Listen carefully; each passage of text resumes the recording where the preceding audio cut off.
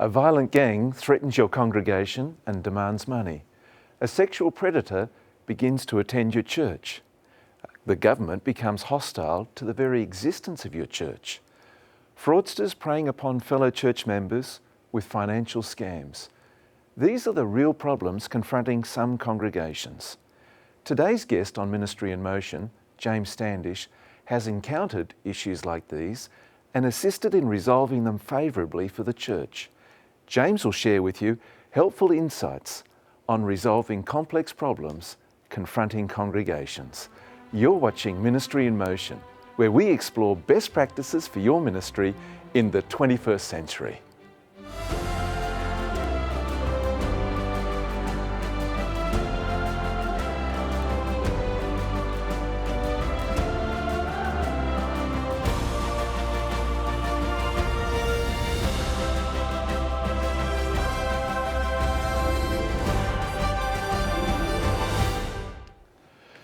James, governments, whether it's a local government or a national government, they can at times be hostile towards churches.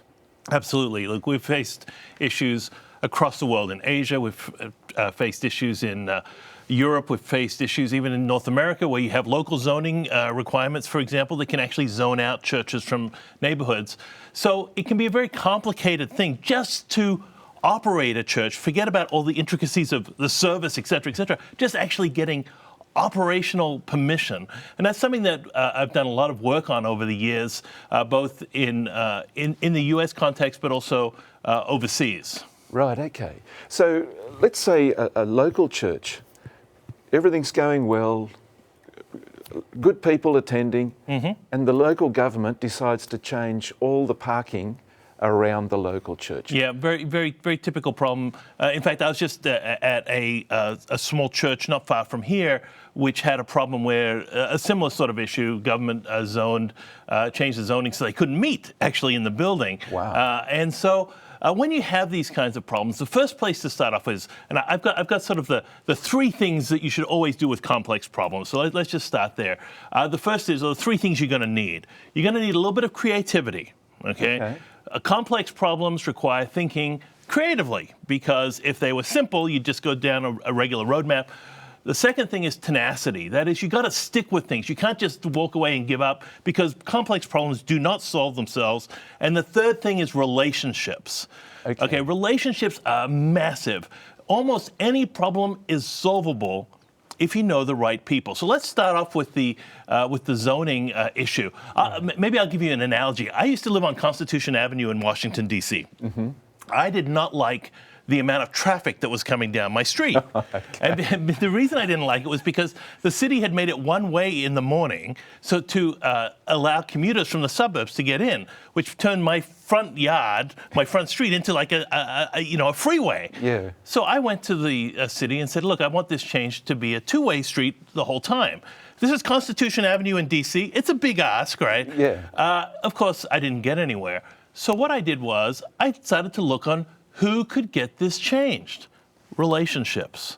Okay? Who is the person? Who's got the power? Who's got the leverage? Turned out the city councilman did. Turned out the election was coming up. Turns out I had a meeting with the guy who was running for it. I ended up marching with him in the July 4th parade on Capitol Hill. I got to know him quite well. I supported him in his election. This is on a personal basis. He got in. One of the first things he did when he got into office was to change the street traffic pattern so that now I had a two-way street out front of my house. Right. And it solved my problem. Relationships.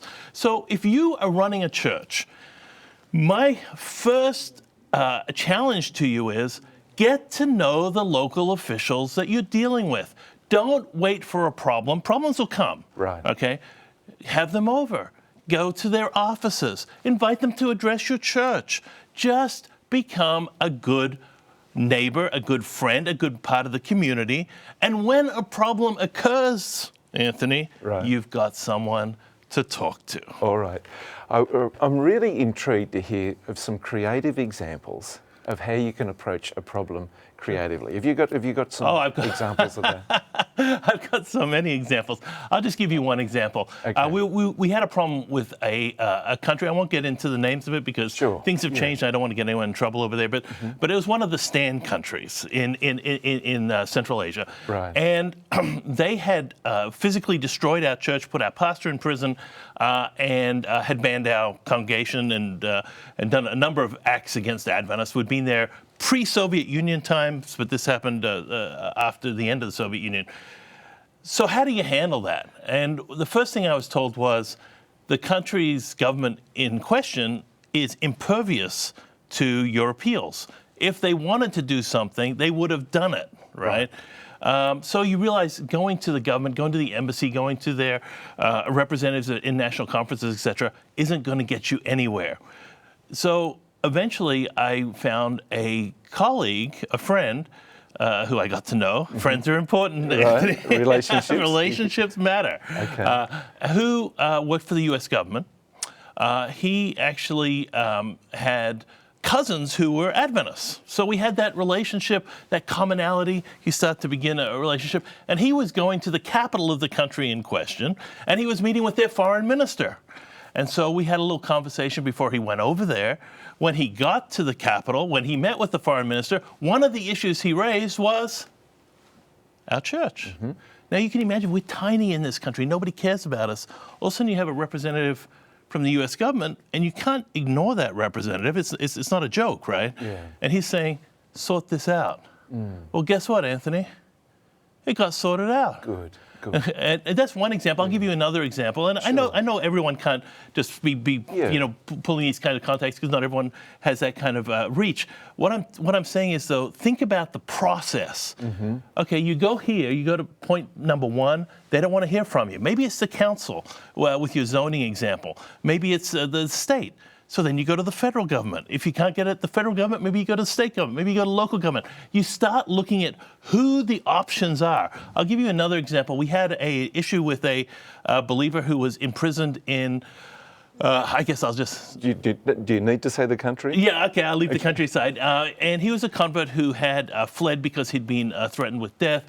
He was imprisoned in this country in Europe, and we tried to get him out of prison and tried to get him asylum. The problem was that he was about to be deported back to his home country where we believed he'd be killed, and for very good reason. We tried to go the U.S. route that I just mentioned. Did not work. Country wasn't interested. But then we went with a member of the European Parliament, and we got the result that we needed. Okay. My point is, you can't simply map out and say, this is what worked last time, this is what's going to work this time. No, you go every which way until you get, and that's also part of the tenacity, right? So multiple approaches. Absolutely, and you just keep on going until you find the right, the door that's open. There's 1,000 doors out there. You open each one. Right. Sometimes they work, sometimes they don't. If they don't, you come out of the room, you start over again. Let me just ask you quickly, when do we cross the unethical line in terms of relationships with government officials and that type of thing? When do we go from having a cordial, legitimate relationship to an unethical relationship? Well, look, I never endorse politicians. I never, I'm not a member of a political party. You keep the church totally out of that stuff. But having relationships doesn't mean that you're the person who is supporting, the presidential candidate or regime. We've got to be very careful that the church has made that mistake in certain circumstances. And of course, regimes change. Yes. And governments do bad things. And if you're associated with what they've done, well, you're associated with the deeds, both good and bad. So it's of course it's always important to take a step back. And I've cringed when I've seen pastors or religious leaders get too close and get played essentially by politicians and leaders. Got to be very, very careful of that.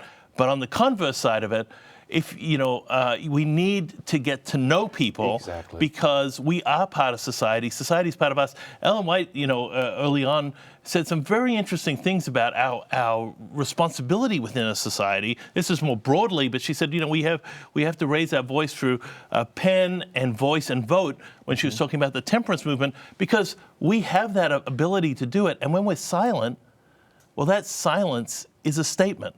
Right. So there's no neutrality in a complex society. Exactly. That's just the reality. So, James, straight after this break, Yeah. I want to come back and discuss with you how to manage financial scamming. That sure, can occur absolutely, within big the issue church. in the church. We'll be right back with more Ministry in Motion.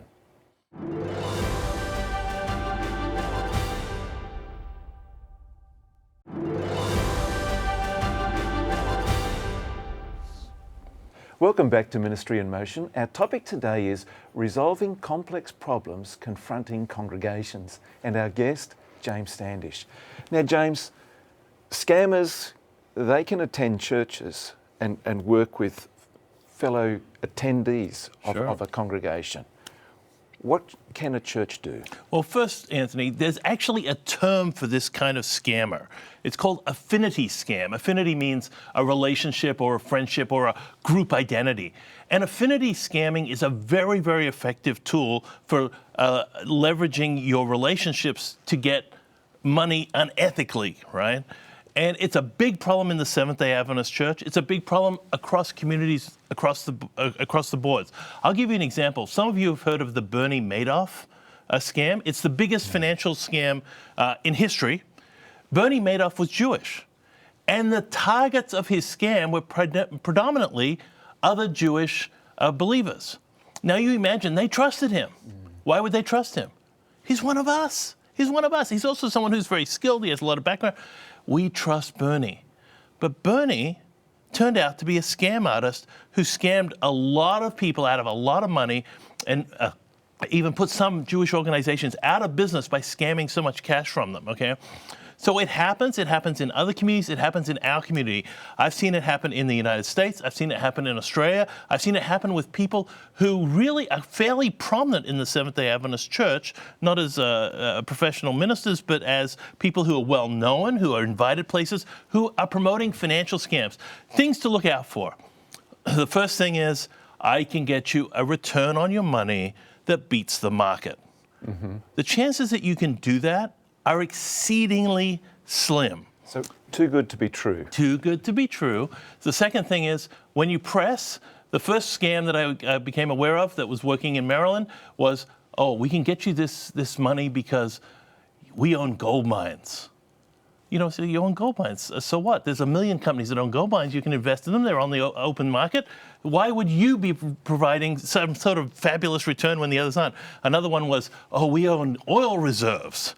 So completely different scam, different country, different people involved, the same basic idea. Ooh, oil's valuable. Well, I worked for Shell Oil when I first came out of college, okay? Right. I know how oil companies work, and there's no magic to it. Yes, you can invest in Shell Oil or BP or any other company that you want to, but the bottom line is you're going to get a return, but it's not going to be some fabulous return that beats the market and guaranteed and so forth. So that's the first thing. If that's going on in your congregation, you have to address it. Unfortunately, pastors, just like everybody else, can get caught up in these scams. They think, oh man, you know, this guy's really got it.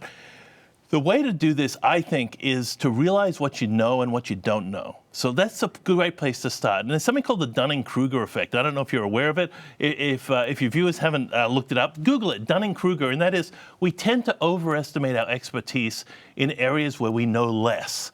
Okay? Often the people who are the most modest about their knowledge are the people who know the most, right? And so what happens sometimes is pastors think, well, I checked it out. They own gold mines. That's what I got from when with studying. I checked it out. They own oil reserves. Of course, you can get these fabulous returns. The pastor didn't understand the issue. The second one I was dealing with, a fairly senior church administrator, just did not know what they didn't know. Get somebody in your congregation or in your church community who is actually a financial professional, someone who actually works in this area, maybe a lawyer, maybe an MBA, maybe a CPA, and try to get things sorted out and checked out, and then be transparent about it with your church members. You will get people angry, okay? I had some of the angriest emails I have ever had when I exposed the oil investment fraud, okay? And I was called all sorts of things and took a lot of heat. But I'll tell you something. I was right. It was a scam. And there you have it. And I'd rather take a little heat, and I say to the pastors, take a little heat in the short term, because that's what leadership is. But get it sorted out in the long run. If you don't feel comfortable, and you probably don't, really looking into the heart of that, go to an outside expert, even a non-Adventist expert, somebody who really understands how markets work and what the proposition is, and get an outside opinion. It might cost you $1,000 or $2,000, but it's going to be a lot cheaper than if half your congregation's scammed out of tens of thousands of dollars. Yeah, and the old adage, if you've got money to invest, you've got money to really do your homework first. You hope so. Yeah, exactly. Now, James, another issue that can emerge in churches is issues with citizenship. Oh, absolutely. Even the legality of presence. Sure. And this can be a delicate one because Right. we've got government laws, we've got community expectations. Absolutely. And yet we've got people that are in need. Absolutely. How do we balance this differently? Well, I think you've laid it out beautifully. For me, I always put people first, and I'll unpackage that a little bit. But first, you should know this isn't just a United States problem. It's not just Australia, Europe, Canada problem. It doesn't matter where you go. I was in South Africa last time I was there. I met some people who were living in South Africa illegally. They come from neighboring countries. So this is a problem with immigration and people movement worldwide because people trying to get out of difficult situations, and I don't blame them. Yeah. That's what I would do if I was in a big mess, right? If I was in a country where I was insecure or my family was threatened. So there's a couple things to know. First thing is, it is not against the law. In fact, it is a legal right to claim asylum in every country that is a signatory to the United Nations Convention on Asylum and Refugees. And are most countries a signatory to that? Many are, not all, but many are. Okay, so let's just start off with that. What does that mean? It means if you're in a country, whether it's the United States or Australia or Europe or many countries in Asia, Africa, and South America, and so forth, if your country is a signatory, and you come and you say, I am claiming asylum because I have a well-founded fear of persecution on the basis of, and you run down the list, national origin, religion, political affiliation, and so forth, you have a right to be there. You are not there illegally. Okay. Now we're using these terms very loosely now in our public discourse. You are not in a country illegally because that's our law.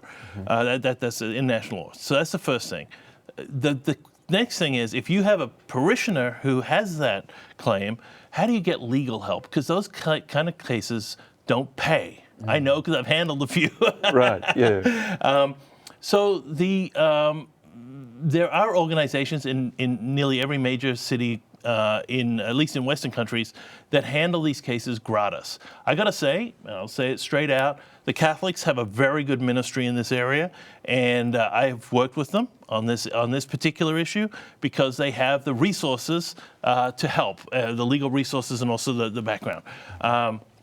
In your city, in your state, it might be a different group. Search them out. So the pastor finds the right person. Also, you may have lawyers in your congregation who can provide assistance. But there are also people who don't have a legal right to be in the country, in a sense. So what do you do then? Well, the first thing I would suggest is you treat them with the dignity and respect that every single person is accorded. Secondly, a little bit complicated, but you want to make sure that they're safe and they're secure. I would never get into this business of putting people in or et cetera, et cetera. Being out of status is a very different law breaking than most things. It isn't a moral crime in the sense of stealing or murder or bashing people up, whatever it is. It often is a, quote, crime, but it's a crime of just trying to survive. I don't see that. It's not a moral failing. If that you understand what I'm saying. It is. And so I think that we have to be very, very compassionate, thoughtful, and protective, knowing that often these people are the most vulnerable people in our society. And if we read the Bible, and I do, and I know you do, and I know your pastors do, you know what the Bible says about the strangers, you know what it says about the poorest, you know what it says about the vulnerable and the ostracized and the marginalized. We have to be very, very gentle, very, very caring, and do our very best to care for people in that situation. Thanks, James. We've got to go to a break. Sure. When we come back, we'll talk about sexual predators. Sure. We'll be right back with more Ministry in Motion.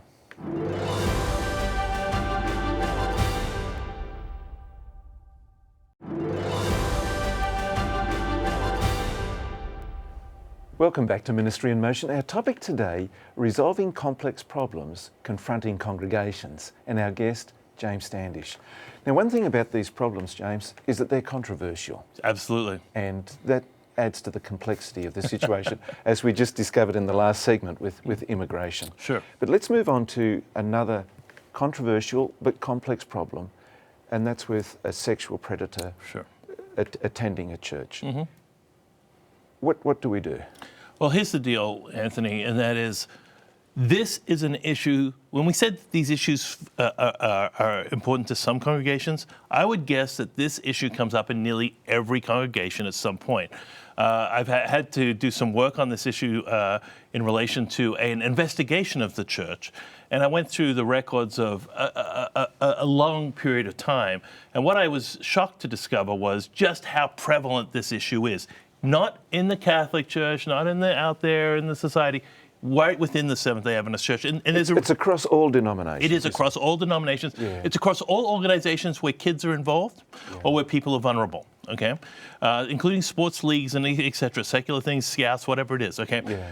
And the reason for that is that these entities provide an opportunity. And what you often find is that sexual predators, particularly on the young and the vulnerable, are people who are very socially skilled. They're often very well connected. They often have friends who are in leadership in the church. Sometimes they're even church leaders themselves, okay? So how do you handle that? Well, the first thing is, when you find out that there's an issue, get the police involved, get them involved early, and get them in and give them complete information. Do not try to handle these sorts of things unilaterally by yourself. What if somebody says, what happened to the presumption of innocence? Why are you calling that's the why police? you get the police involved. They investigate. They still have the presumption of innocence, but they have an investigation. That is, most pastors and most church boards are not equipped to do a serious investigation. And most of us are biased because we know the people who are involved, especially in small churches. That's the first thing. Don't hesitate. But even if you get to a situation where there is no charge or no conviction, but you believe that somebody is preying on kids or vulnerable people, I believe you have a moral obligation to get out there and separate that person from vulnerable people. It's just simply a case of you don't want this to happen. It's happened to way too many kids in the church, way too many vulnerable people. We can't let it happen. Ellen White actually speaks about this. She says that, talking about someone who is a sexual predator in her time, she says that person cannot come back into the congregation. They're going to have to work out their salvation individually with God. They can't do it within the context of the group. Now, that doesn't mean God doesn't forgive them and they don't find redemption. But you separate a person who has this issue. Now, one of the things that is an option is people say, well, is that excluding people? Is it throwing people back to the world? You can have a home church at that person's house in the afternoon where it's only adults, for example. That's fine. Or non-vulnerable people. Or non-vulnerable people if it's... Yeah. But once somebody has crossed that line, you do not want to put them back into the pen. You have a responsibility. What we often do is we vastly overvalue the rights of adults and vastly undervalue the rights of children. Once that's happened to a kid, it is a very serious problem that kid and family are going to have to deal with for the rest of their lives. Protect the kids, be strong, get the cops involved. Also go to social services organizations if you have those. Appeal to get broader community involvement within the church to make sure the church people who work on these issues, whether lawyers or administrators, are involved. And do not cave. You will get pressure, but God will hold you responsible if you don't stand up. Yeah. We've only got seconds left, and when you're describing pressure, I'm thinking the predator will have some very significant, strong support. That's How right. do you meet that pressure? You know, sometimes leadership is a lonely business. You know, think about Churchill standing up to Hitler, okay? You know, the whole of Europe fallen. You got to be lonely. You got to be strong. That's what it means to be a leader. That's what Moses was like when everyone was worshiping the calf.